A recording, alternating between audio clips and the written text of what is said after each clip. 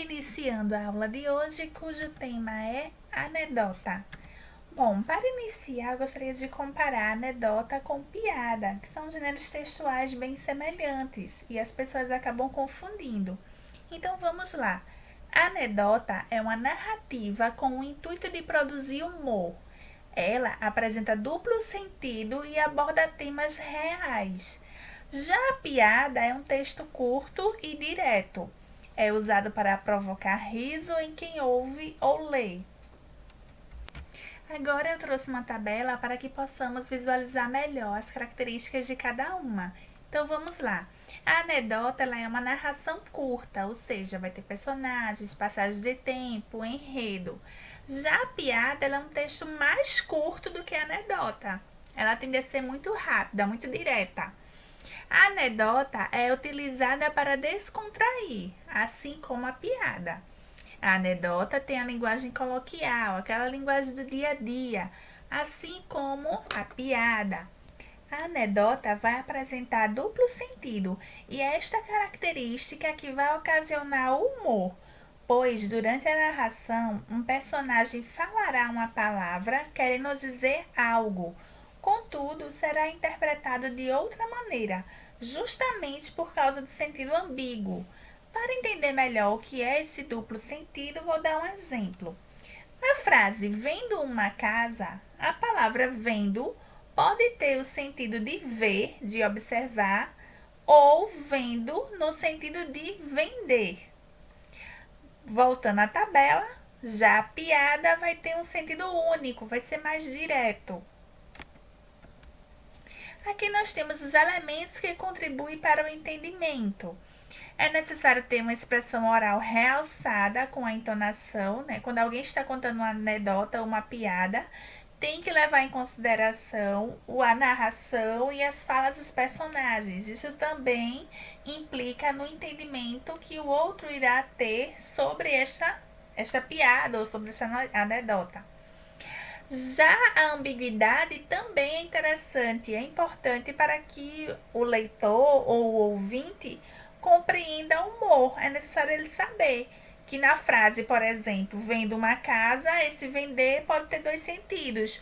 Como vocês podem ver aí, nós temos grande hit do verão, no caso a música. E aí o mosquito da dengue diz: ai se eu te pego, ai ai se eu te pego. E o personagem fala: assim você me mata.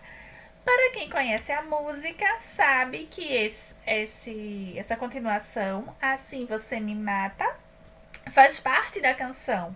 Contudo, no contexto que nós estamos observando, no elemento gráfico, visual, se o mosquito pegá-lo no sentido de picar, pode sim matar o homem. Então, tem um sentido ambíguo aí, matar no sentido de continuar a música, está só cantando, ou ele está sendo irônico com esse mosquito, dando uma indireta para o mosquito, né? Como se ele quisesse dizer assim: eu não vou permitir que você me pegue. Na continuação, nós temos alguns elementos que fazem parte da criação desse humor. Nós temos palavras com duplo sentido, o final inesperado, né, que no caso é a surpresa, o desfecho, o discurso preconceituoso implícito, que é justamente aquele humor ácido, é quando a piada, a anedota vai trazer a loira como sendo um personagem burro, caipira como sendo um personagem burro. Temos também o humor fúnebre, que é aquela piada ou anedota que traz a morte como tema de algo engraçado. E frases ambíguas, né, que justamente faz essa relação com o duplo sentido. Aqui nós temos alguns exemplos de piadas. Primeira piada: com certeza quem inventou esse vírus foi mulher. 1. Acabou o futebol. 2. Fechou o bar. 3. Temos que ficar dentro de casa. Quem mais iria querer isso? Bom, nessa piada nós percebemos que o humor ocorreu por causa da comparação feita entre o desejo da mulher casada ou comprometida com a situação da quarentena atual. Já na segunda piada nós temos: se sua mãe tem mais de 60 anos e quiser sair de casa, proíba. Se ela reclamar e disser que todo mundo está saindo, diga a ela que ela não é todo mundo. chegou a hora da revanche. Já nessa piada 2, o humor acontece por causa da troca de lugar. Ou seja, o filho não permitirá que sua mãe saia de casa. Assim ocorrerá a revanche. A piada remete a uma fala comum de quem é mãe. Bom, na continuação trouxe uma anedota que é do personagem Conchinha. Vamos ouvir. Rapaz, eu tava lendo uma matéria aí numa revista que eu achei muito interessante. Mas que matéria é essa? Diz aí que inventaram uma máquina de pegar ladrão.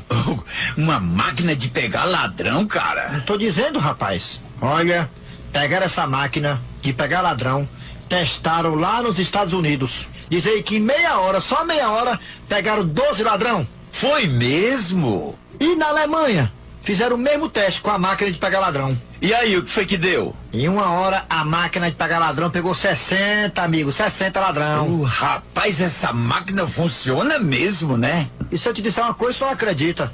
Diz aí. Não trouxeram a máquina de pegar ladrão aqui pro Brasil? E aí, e aí? Diz aí que em 5 minutos roubaram a máquina. Bom, perceba que nessa anedota nós temos a presença do duplo sentido. A expressão pegar ladrão, por exemplo. No primeiro sentido, pegar ladrão no sentido da máquina que consegue pegar os ladrões, prender. Tanto que ele falou, Estados Unidos, a máquina conseguiu prender 12. A Alemanha, em uma hora, conseguiu prender 60 ladrões. Já no Brasil, em 5 minutos, a máquina foi roubada. Ou seja, se nós pensarmos na expressão pega ladrão, como se fosse no vocativo, né? Alguém mandando o ladrão pegar a máquina. Então, foi justamente isso que aconteceu. Esse pega ladrão, no sentido de ser vocativo, no sentido de mandar o ladrão pegar a máquina, né? Ou então o ladrão entender que a máquina está lá para ser pega, tanto que ele pegou, ele roubou. Isso daí aconteceu no Brasil. Já a máquina, no sentido de pegar o ladrão, de prender, aconteceu nos Estados Unidos e na Alemanha. Então, nós temos 2 sentidos para a expressão pega ladrão. Bom, aqui eu deixei as fontes de pesquisa, caso vocês queiram estudar mais, pesquisar mais sobre o assunto. Espero ter ajudado a todos e por hoje é só.